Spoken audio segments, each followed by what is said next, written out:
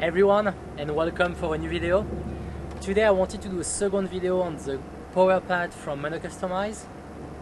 And if you didn't saw the first video, you can see it just here.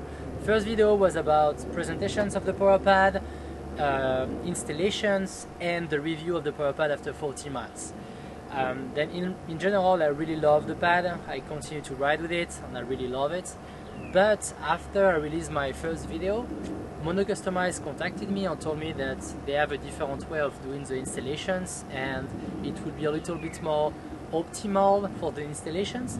Then what I wanted to cover today during the video is the recommended way of installing the power pad on the S18.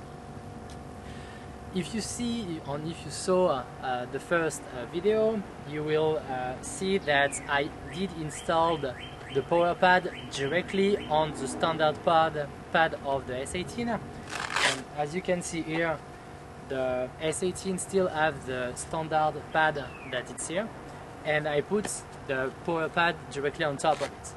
The issue here is that you have an extra layer from the standard power pad that is like creating this kind of rumble effect, and the Velcro is not attaching perfectly on the standard pad because you have a little curve here and the Velcro is not like sticking correctly. Then what they told me is that you should remove this part of the standard power pad of the S18 and directly pull the power pad on the skeleton of the S18. Then what we will do is we will remove the standard and attach the new one and see the result. To remove it, I already did it on the French video that you can see just here. But yeah, the thing is you just need to go slowly and try to pull as much material as you can to avoid to break anything.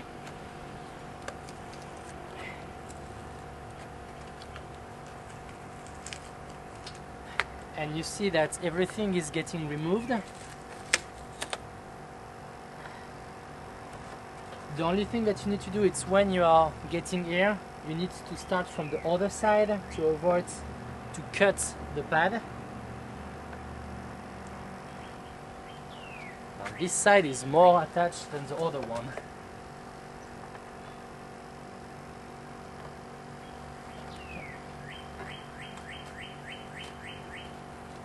There we go, got it. Then it's intact, and if I want to reinstall it into the S18, it will be okay. Then now, as you can see, you have the sticker, like the layer of the sticker. I will show you here. You have the layer of the sticker, and what I will use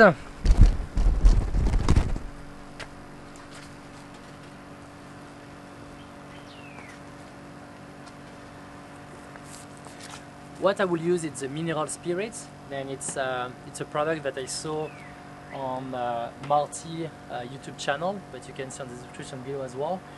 But the thing here is that it's removing all the stickiness and most of the paper, like of the sticker that was before, to attach the standard pad.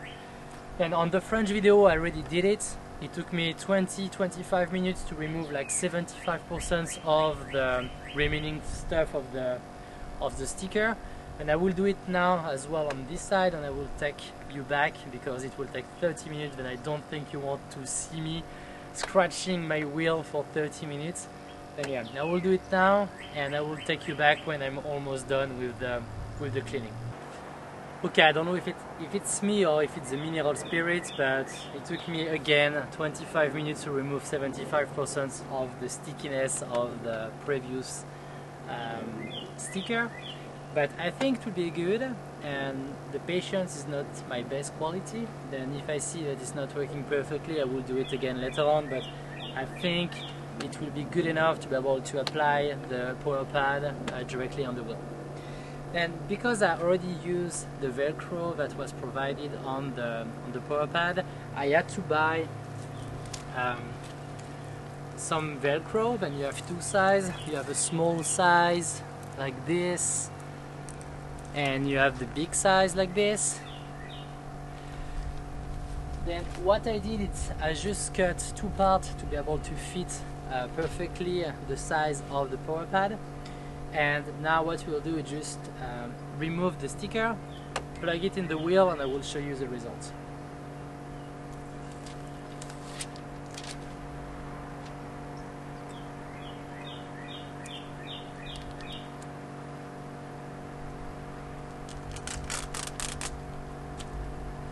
There we go. And it's much easier to do that without the default pad on the wheel, because it's really flat compared to the first installations. And if you just follow the line here,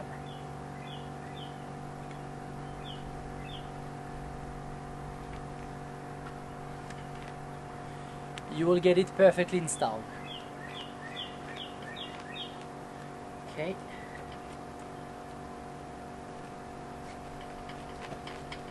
Okay, I think we're good. Then I will bring you here to show you.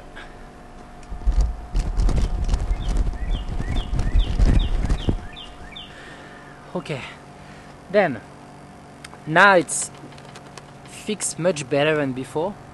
My only complaint that I have is that on the standard power pad on the S18, you see you have a little curve at the end, and this curve is hiding this part of the wheel. But with the mono customized power pad, the power pad is flat, meaning that it's not covering this little curve, and it's a little bit ugly because on the S18, when they created the S18, they put a lot of glue on the power pad to fix it, and it's not super like aesthetic.